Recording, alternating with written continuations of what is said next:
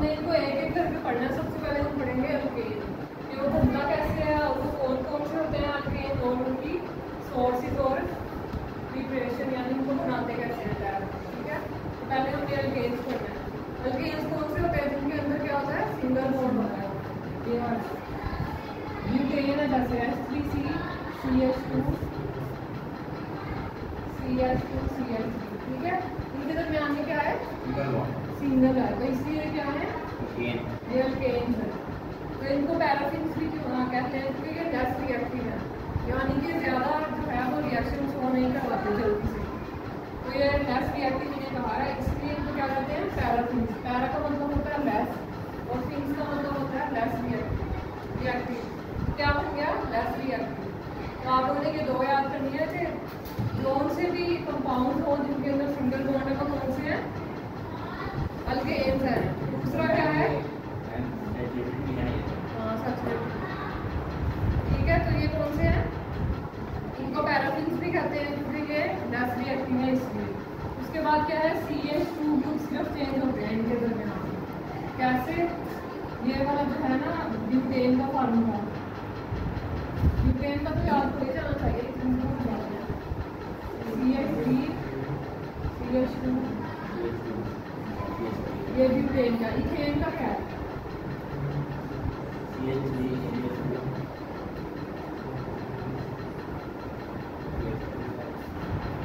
इसका फार्मूला क्या है, C3H6 C2H6।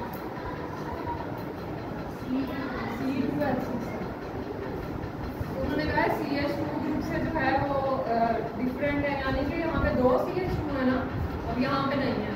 अब किसी में क्या होगा, दरमियान वाले में 4 भी होंगे।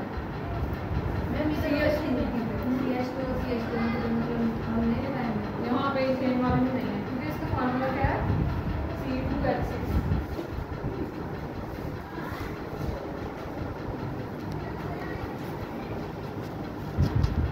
प्रोपेन का क्या था,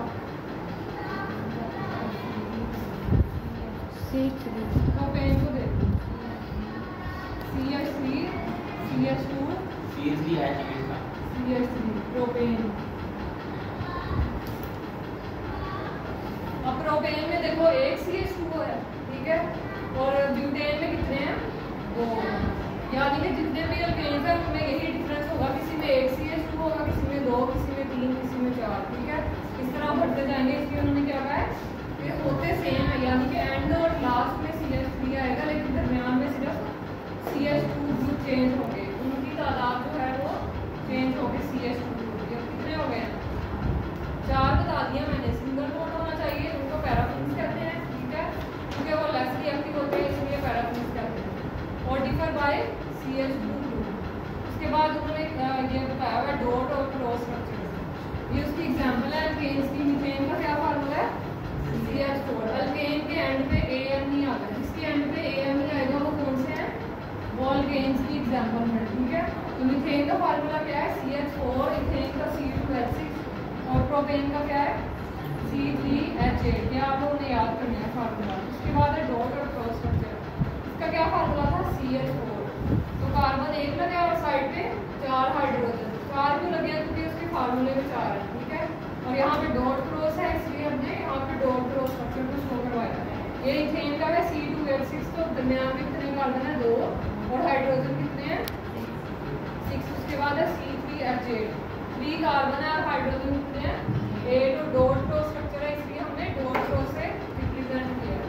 उसके बाद उन्होंने दिया हुआ सोर्सेज कौन कौन से हैं अल्केन्स के। सबसे पहले जो है हम लोग इसको जो है पेट्रोल और जो नेचुरल गैस होती है ना उससे हासिल करते हैं अल्केन्स को। पेज नंबर 84 पे देखो सोर्सेज ऑफ अल्केन्स, पॉइंट दिया हुआ है 6। ठीक है, ये वाले याद करने हैं आप लोगों ने। सबसे पहला क्या है, अल्केन जो है वो कहाँ से लेंगे, पेट्रोल और नेचुरल गैस बनाने के लिए अल्केन को इस्तेमाल करेंगे। उसके बाद है नेचुरल गैस में कितने परसेंट अल्केन होता है, 95%। तो ये एमसीक्यूज के लिए है, 95% जो है वो अल्केन्स क्या बनाएंगे, नेचुरल गैस। उसके अलावा fractional distillation of crude petroleum के लिए इस्तेमाल होता है। ये क्रूड पेट्रोलियम क्या है, पेट्रोल। ठीक है, तो फ्रैक्शनल डिस्टिलेशन पीछे आपको डिफाइन करी हुई है, इसके मैं बता देती हूँ। फॉर एग्जाम्पल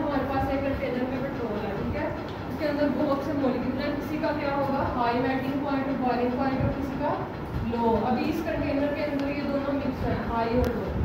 अब इसको अलग करते हैं हम लोग, हाई वाले एक में डाल देंगे और लो वाले एक में। तो इसको क्या कहते हैं मेथड को? फ्रैक्शनल डिस्टिलेशन, यानी कि जिसमें हमने हाई मेल्टिंग और बॉइलिंग पॉइंट और लो वाले जो मिक्स थे उनको अलग अलग कर दिया। तो इस मेथड को क्या कहते हैं? Fractional distillation. तो इसके लिए क्या इस्तेमाल करते हैं हम? अल्केन्स को यूज़ करते हैं इनको अलग करने के लिए। उसके बाद है मार्च गैस में इस्तेमाल होता है। मार्च गैस कैसे बनती है? जो सब्जियां वगैरह खराब हो जाती है उसके अंदर जो बैक्टीरिया होता है उससे बनती है मार्च गैस। यूज़ कहाँ होती है? वेस्ट प्रोडक्ट को रिमूव करने के लिए। तो ये रोड्स पे होते हैं, ठीक है, उनको रिमूव करने के लिए कौन सी गैस इस्तेमाल होती है? मार्च गैस। पहले तो वो सारे जो ऊपर से वेस्ट हैं उनको रिमूव कर देते हैं किसी कंटेनर से। उसके नीचे जो बचा कुचा होता है ना नीचे रेसिपी, उसको रिमूव करने के लिए क्या यूज़ होता है?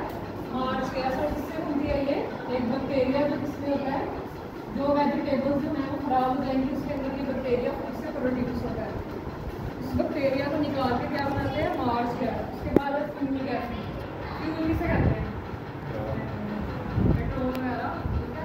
तो उसमें क्या फ्यूल गैसेस होती है ना उसके अंदर। तो फ्यूल गैसेस को बनाने के लिए क्या यूज़ करेंगे?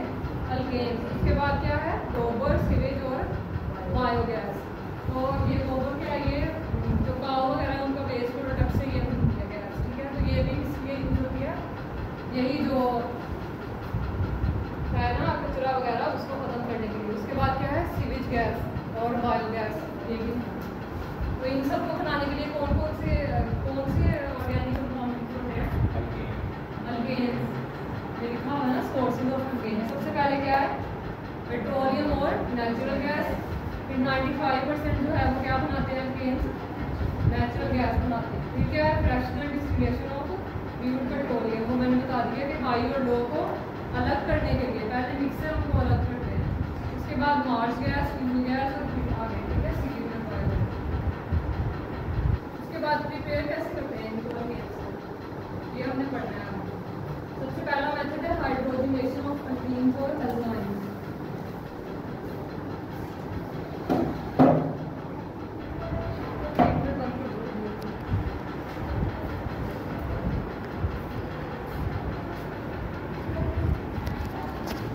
हाइड्रोजनेशन का